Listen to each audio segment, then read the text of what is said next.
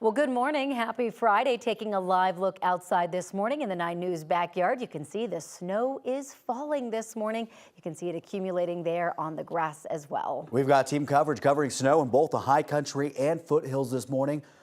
But first, we get a check of the weather with Ed. Yeah, so Ed, things are looking like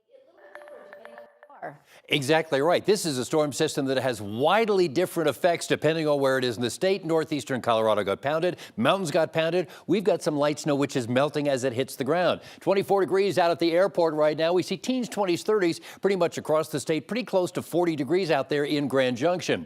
So today we'll see mostly cloudy skies, just light snow or snow showers off and on until about 1, 2 o'clock in the afternoon. Then we see the skies go cloudy. 34 degrees will be the high. Tomorrow, sunshine comes back in 54 degrees, which is pretty close to the normal high of 53 degrees for this time of year, but we're warmer than that on Sunday, 62 degrees. You like that? We'll do it again not only on Monday, but Tuesday as well. Then the next system comes our way, and we're watching this one carefully. It's going to start out as rain before it changes over to snow into Thursday. Ed, thank you. So this morning, Corey Reppenhagen's tracking conditions out in the Sterling area. Corey, good morning. How are things looking out there? Hey, good morning, Corey. Yeah, 23 degrees out here in Sterling. All we got left here is a little bit of a light snow after what was really a very impressive snowstorm out here on the Eastern Plains. About 4 to 5 inches over here in the Sterling area, but just south of here, 9 to 12 inches. And just across the state line in Nebraska, North Platte checking in with 17 inches this morning. So it was a pretty big storm. Check its scene out yesterday when I was in kind of really the mix of the storm in the Fleming area, which ended up getting 9 to 10 inches. You can see the town is just absolutely buried in thick white powder.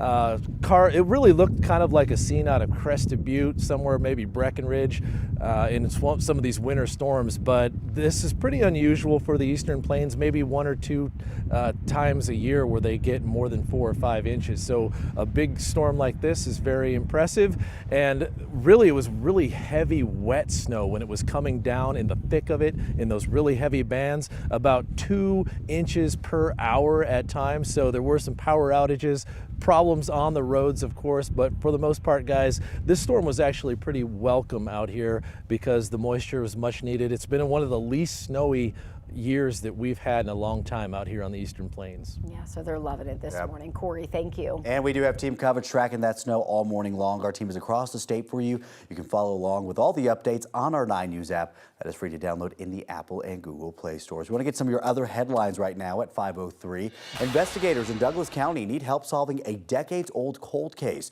Richard Eastridge was arrested in connection to the murder that happened 43 years ago, but took his own life in November. We don't know what charges he faced because the case is sealed. We do know he took his own life while out of custody 1 week after his arrest. In 1981, the victim, Jim Ime, was found dead in unincorporated Douglas County near Fern Creek Road.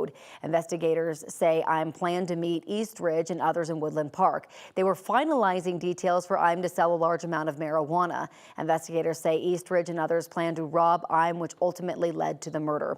The sheriff's office said they took Eastridge into custody after he confessed. The Douglas County Sheriff's Office is asking anyone with information to give them a call. This morning, 2 teens are facing attempted murder charges for a shooting at an Adams County bar.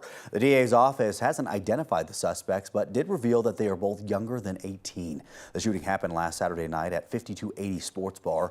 5 people ended up getting hurt, including the 2 suspects. They are now facing charges for attempted murder, assault, and possession of a gun by a juvenile.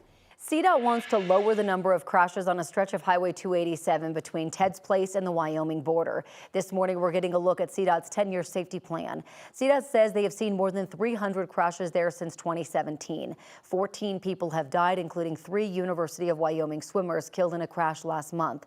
CDOT's report says it may add passing lanes, wildlife crossings, snow fences, and more signs since the majority of the crashes involved animals in the road. CDOT is also deciding whether to make the outside shoulder wider and increase the friction on the pavement.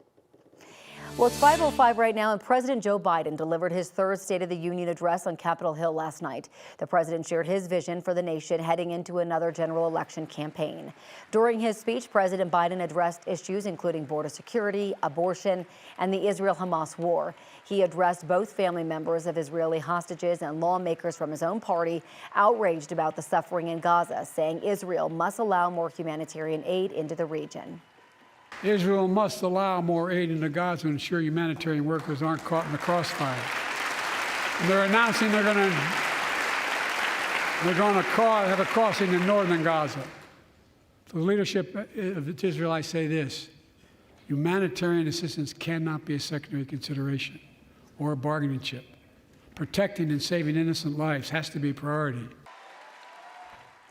Biden reiterated that the only way to achieve long-lasting peace for both sides is a two-state solution rolled out over time.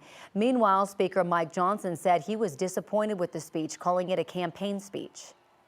Well, we were disappointed. I mean, look, usually in a State of the Union, you have at least segments of it that are bipartisan, where we can unify and agree on things. President Biden gave none of that tonight. It was a completely hyper-partisan speech. I don't know how else to describe it. It was a campaign speech, and a pretty vitriolic one at that. The president also drew contrast between himself and former President Donald Trump. He did not mention Trump by name, only referring to his predecessor more than a dozen times. This morning, a State of the Union guest is being charged for disrupting President Biden's speech. The man disrupted the address by yelling "Abbey Gate" and "United States Marines," a reference to the bombing in Afghanistan's capital in 2021. 51-year-old Stephen Akui was arrested by House Capitol Police for shouting at Biden after he was allegedly warned to stop. He is the father of a Marine who was one of the 13 U.S. troops killed in the Kabul airport bombing in 2021 as the U.S. withdrew troops from Afghanistan. He was charged with crowding, obstruction, or incommoding Congress. Now, George Santos has announced his bid to return to Congress. The former GOP representative was expelled from the House last year. Santos wrote on social media that he would be returning to challenge GOP Representative Nick LaLota. He argued that New York hasn't had a real conservative represent them since he left office. The tweet was posted during President Biden's State of the Union address.